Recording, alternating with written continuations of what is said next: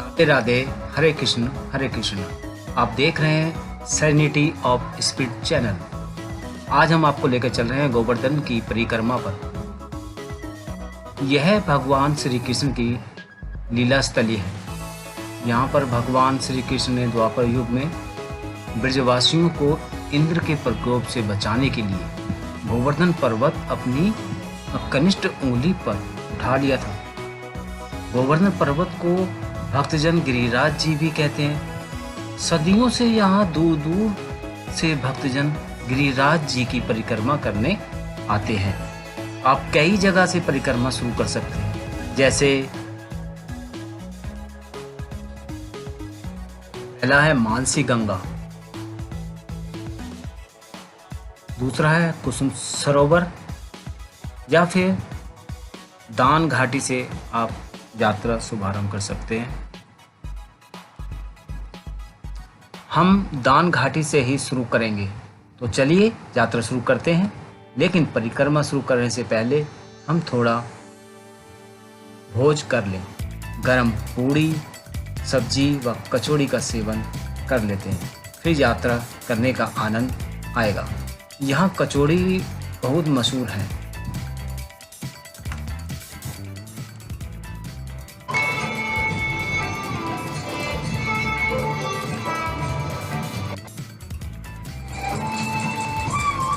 हरे राधे हरे कृष्ण। हम दान घाटी पर पहुंच गए हैं। यहाँ से हम यात्रा शुरू करेंगे, तो चलिए चलते हैं। यहाँ से हम परिक्रमा शुरू करते हैं। वहाँ हमें पहले दंडवत तक लगाना पड़ता है, और यहाँ लिखा भी हुआ है बड़ी परिक्रमा प्रारंभ। और परिक्रमा पूर्ण होने के बाद फिर से हमें दंडवत तक लगाना पड़ता है। देखिए,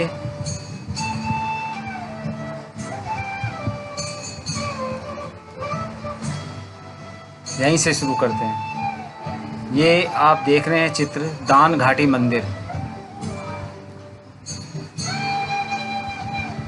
यहाँ श्री कृष्ण की प्रतिमा स्थापित है। कहा जाता है कि यहीं पर श्री कृष्ण ने गोवर्धन पर्वत अपने कनिष्ठ उंगली पर उठाया था।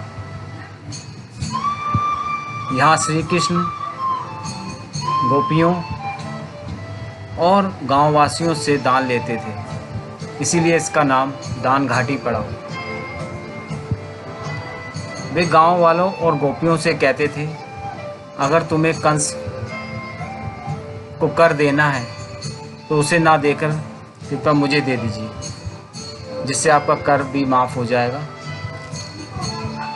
और वो कर के रूप में उनसे माखन और दही लूट लेते थे।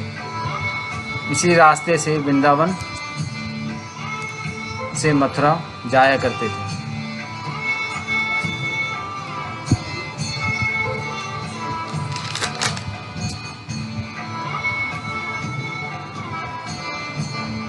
यह परिक्रमा तकरीबन 22 किलोमीटर की है। यह परिक्रमा मार्ग और उस स्थान पर आप देख सकते हैं कि यहाँ से गोवर्धन कितना अद्भुत दिखाई दे रहा है और कितना करीब है। गोवर्धन के अद्भुत सुंदरता को हम यहाँ से निहार सकते हैं।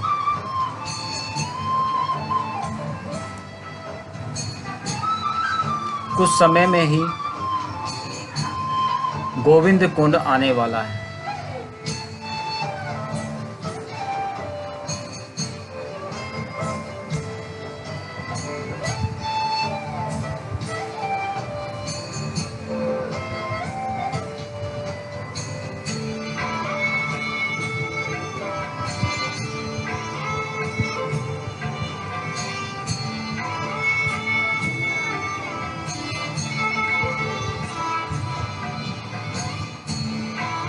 गोविंद कुंड के पास आते ही आपको गिरिराज पर्वत के दर्शन अच्छी तरह से हो जाते हैं। क्योंकि यहाँ से यह बड़ा ही अद्भुत दिखाई देता है और काफ़ी नज़दीक भी है।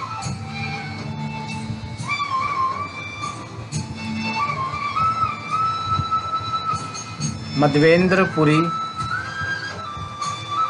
भजन कुटीर, यहाँ वे भजन करते थे। कहते हैं उनके सपने में श्री कृष्ण आए थे।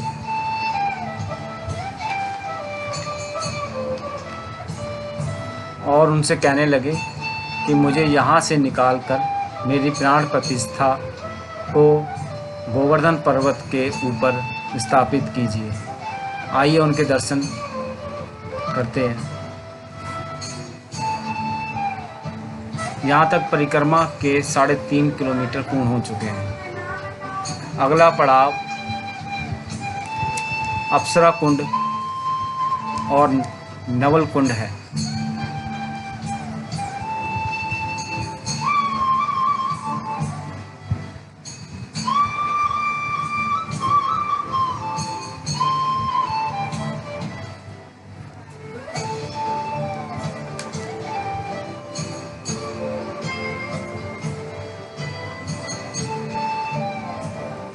अद्भुत नज़ारे, बहुत ही सुंदर नज़ारे। अगला पड़ाव कुंजरी का लोटा और श्री नाथ जी का मंदिर।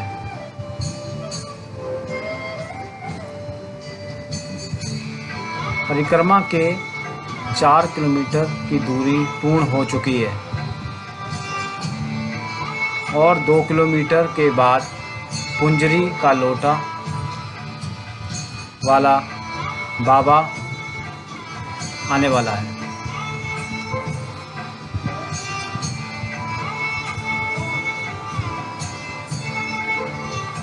ये गोवर्धन पर्वत के अद्भुत नज़ारे हैं।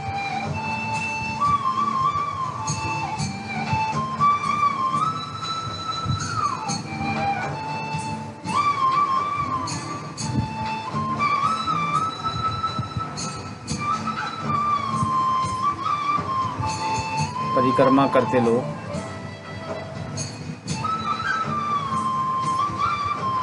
अप्सरा कुंड और नवल कुंड के अद्भुत दर्शन।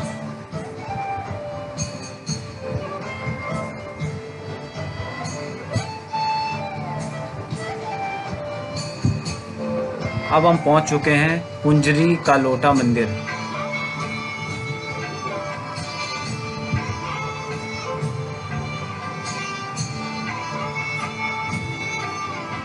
यहाँ बाबा अभी तक श्री कृष्ण के दर्शन के लिए तपस्या कर रहे हैं।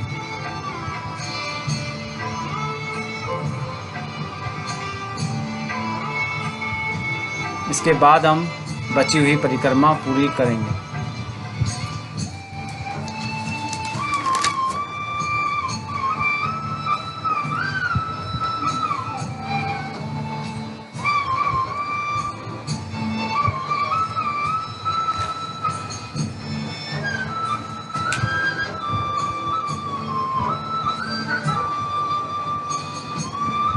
लगभग 7 किलोमीटर पूरे हो चुके हैं। कई जगह यहाँ गौ सेवा हो रही है। आप भी गौ सेवा कर सकते हैं, साथ ही बंदर सेवा भी कर सकते हैं। करीब आधी परिक्रमा पूरी हो चुकी है। अभी दर्शन होंगे गिरिराज के मुखरविद के। कहते हैं यहाँ गिरिराज जी का मुख स्थापित है।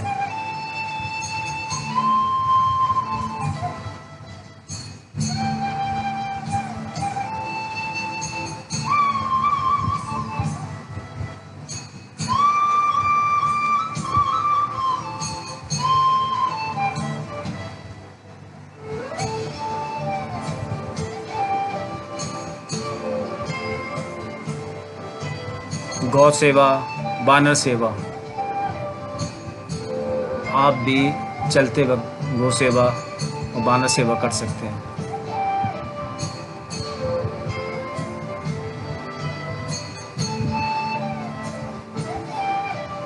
ये मुखरबिंद का बाजार, आप यहाँ से जलपान मिष्ठान ग्रहण कर सकते हैं।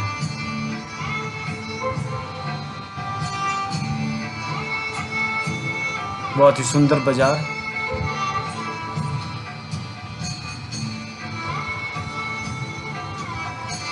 सभी प्रकार के मिष्ठान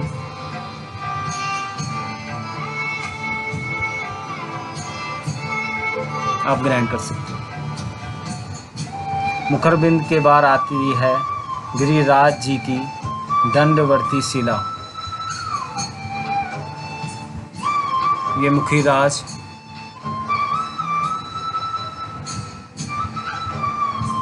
बिंद।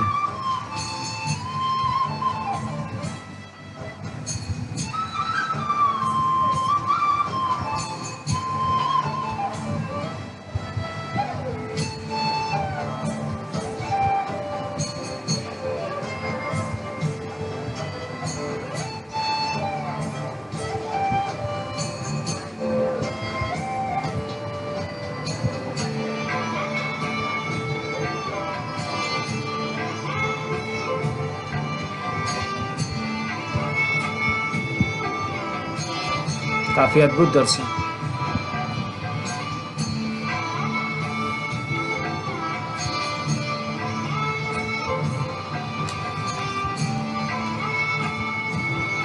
इसके बाद आती है दंडवर्ती शिला।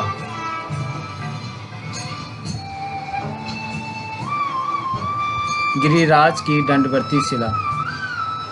यहाँ यह मान्यता है कि दंडवर्ती शिला की 7 बार परिक्रमा करने से गिरिराज जी की 7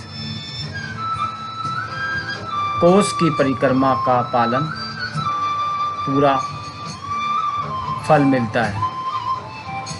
इसे छोटी परिक्रमा भी कहा जा सकता है। जो लोग बड़ी परिक्रमा नहीं कर सकते वो इस छोटी परिक्रमा को करके फल प्राप्त कर सकते हैं। दंडवर्ती शिला के दर्शन करने के बाद हमें मिला गौशाला, गोपाल जी का मंदिर। गोवर्धन के अंदर ही जिसकी स्थापना मधाविंद द्वारा की गई थी। दंडवत लगाते श्रद्धालु भक्त कई सारे वक्त यहीं दंडवर्ती परिक्रमा करने आते हैं। पूरे परिक्रमा मार्ग में आपको हरियाली दिखाई देती है,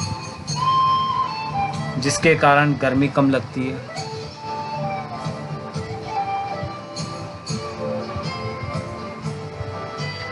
और अच्छा महसूस होता है। करीब 11 किलोमीटर की परिक्रमा पूर्ण करने के बाद हम पहुंचे बल्लभ गौशाला में। यहाँ 200 गायें से ज़्यादा गौ माता हैं।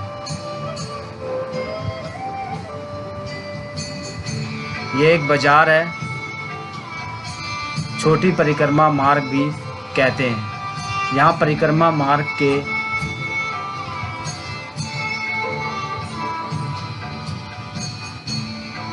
विश्राम कर सकते हैं व खान पान के खास सुविधा उपलब्ध है। इसी मार्ग पर आपको कई साधु ऐसे भी मिल जाते हैं जो एक ही स्थान पर दंडवर्त परिक्रमा कर लेते हैं।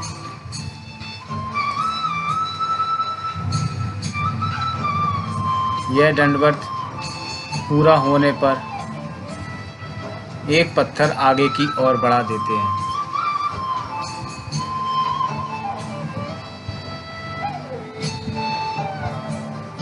इसी मार्ग पर आपको एक ही स्थान पर दंडवर्त करते साधु मिल सकते हैं।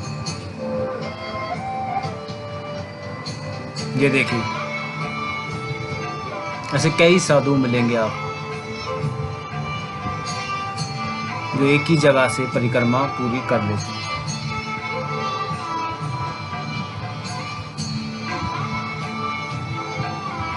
यहाँ हमारे परिक्रमा के 15 किलोमीटर पूरे हो चुके हैं। अब करीब बचा है 8 से 8.5 किलोमीटर और। अगला पड़ाव उद्धव कुंड, उद्धव बिहारी जी मंदिर। चलिए भगवान के दर्शन करते हैं।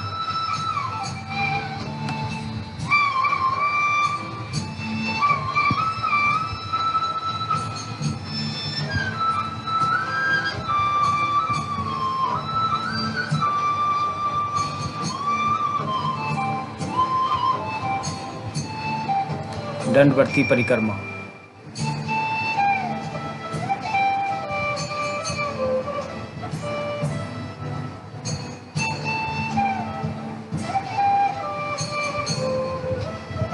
उद्धव बिहारी जी का मंदिर।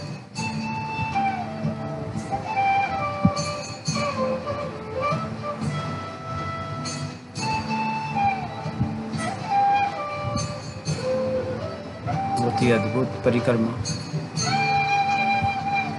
अब अगला पड़ाव है राधा कुंड, जो भी यहाँ से करीब 100 मीटर की दूरी पर स्थित है।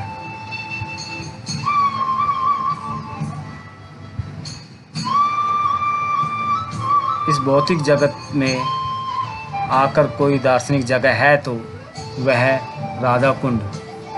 कहते हैं कि बैकुंठ से भी श्रेष्ठ जगह है तो वह है मथुरा, और मथुरा से भी श्रेष्ठ जो है वह वृंदावन, और वृंदावन से भी श्रेष्ठ है वह गोवर्धन, और गोवर्धन से भी श्रेष्ठ है वह राधा कुंड।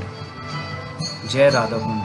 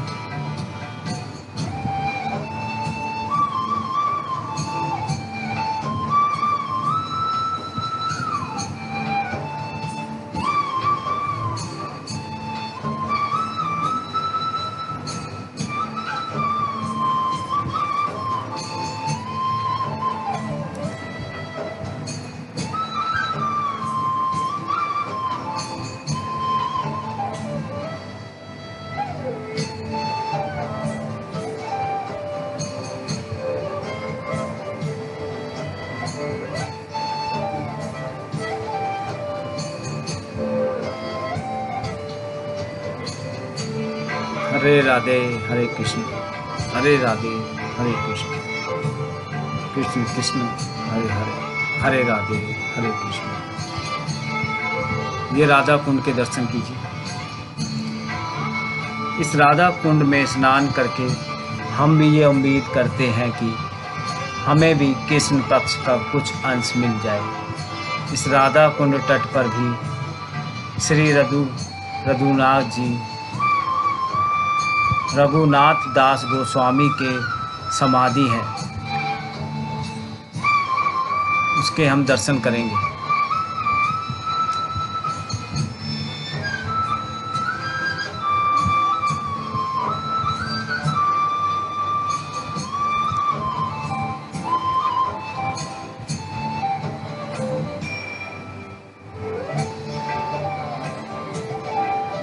और यहीं पर स्थित है जानवा ठाकुर की माता की भजन कुटीर भी। रघुनाथ दास गोस्वामी समाधि मंदिर।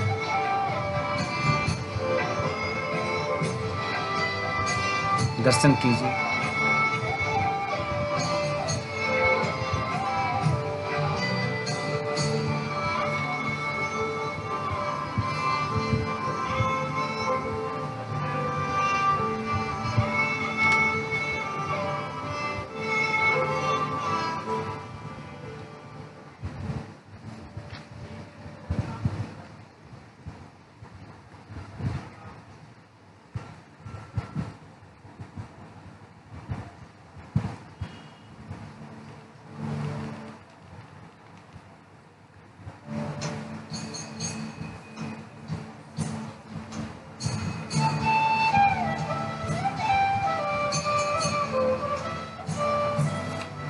यहीं भगवान श्री कृष्ण ने असुर का वध किया था, जो कि एक बछड़े के रूप में था। राधा रानी ने कहा कि यह तो राक्षस था जो कि बछड़े के रूप में था।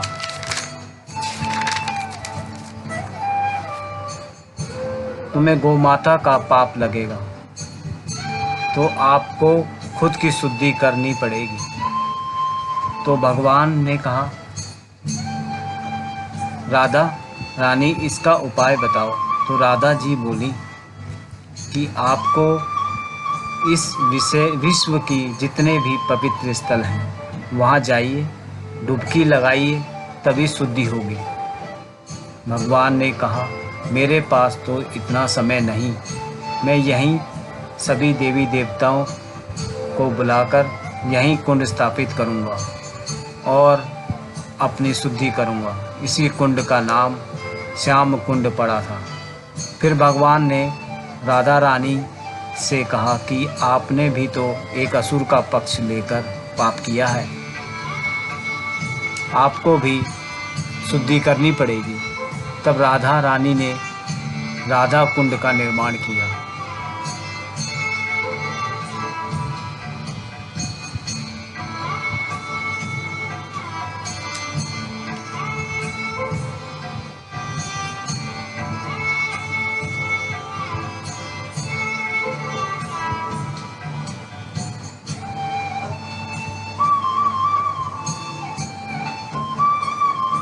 अब अगला पड़ाव है कुसुम सरोवर।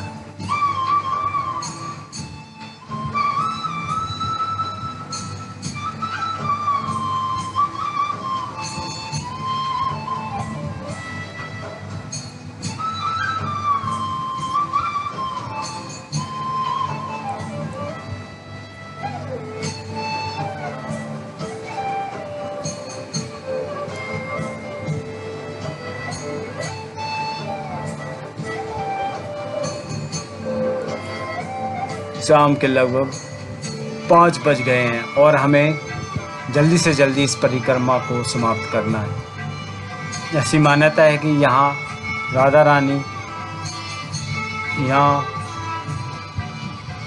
फूल इकट्ठे करने आती थी, इसलिए इसका नाम कुसुम सरोवर पड़ा।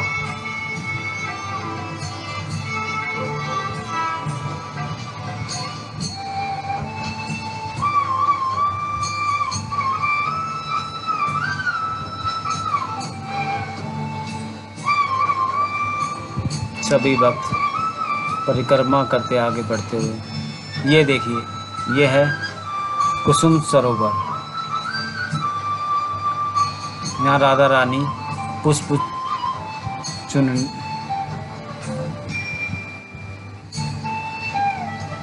चुनने आती थी।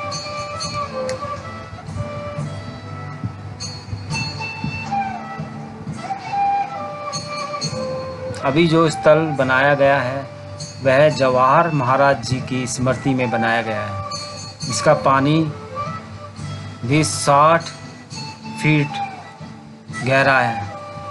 यहाँ स्नान करना बिल्कुल भी मान्य नहीं है।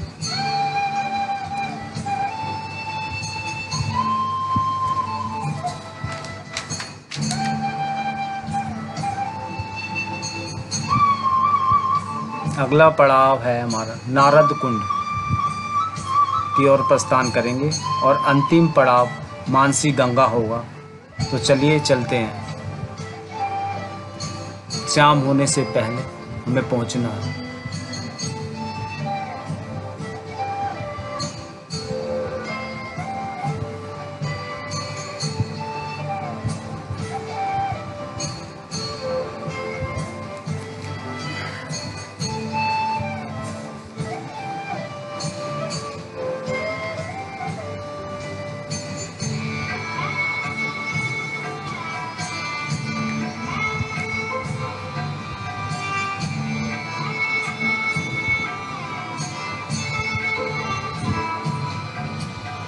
मानसी गंगा यहाँ से करीब 2 किलोमीटर की दूरी पर है। रात का वक्त हो चला है।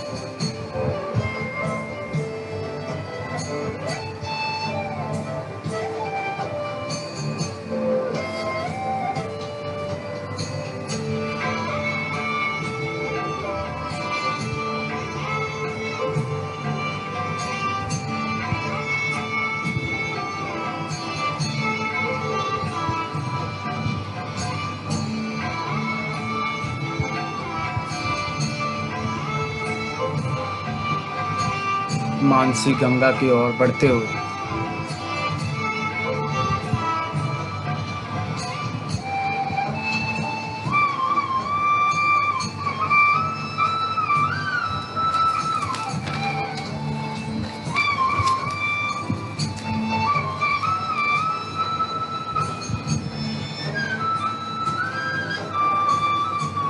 ये मानसिंह गंगा की ओर जाता हुआ रास्ता।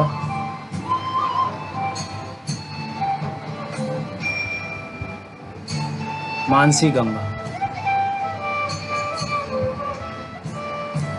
इस मानसी गंगा का निर्माण भगवान श्री कृष्ण द्वारा किया गया। कहते हैं नारद जी जब स्नान करने के लिए प्रयागराज गंगा जा रहे थे तो श्री कृष्ण जी ने कहा कि इतनी दूर क्यों जाते हो, मैं यहीं आपके लिए गंगा बना देता हूँ। तो इस प्रकार मानसी गंगा भगवान के मन से प्रकट होती है। इसके अंदर तो नहीं जा सकते, लेकिन पानी की व्यवस्था पाइप के द्वारा कर रखी है। अभी हमारा आखिरी पड़ाव दान घाटी है। यहाँ से परिक्रमा आरंभ की थी। करीब आधा किलोमीटर की दूरी पर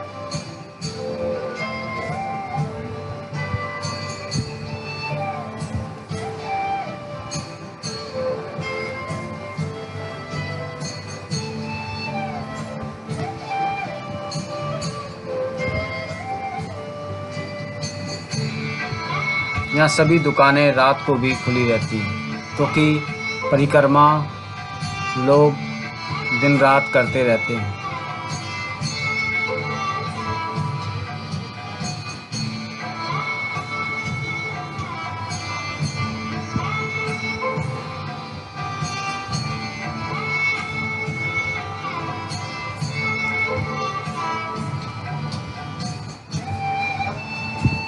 अब हम दान घाटी पर यहाँ हम परिक्रमा समाप्त करते हैं।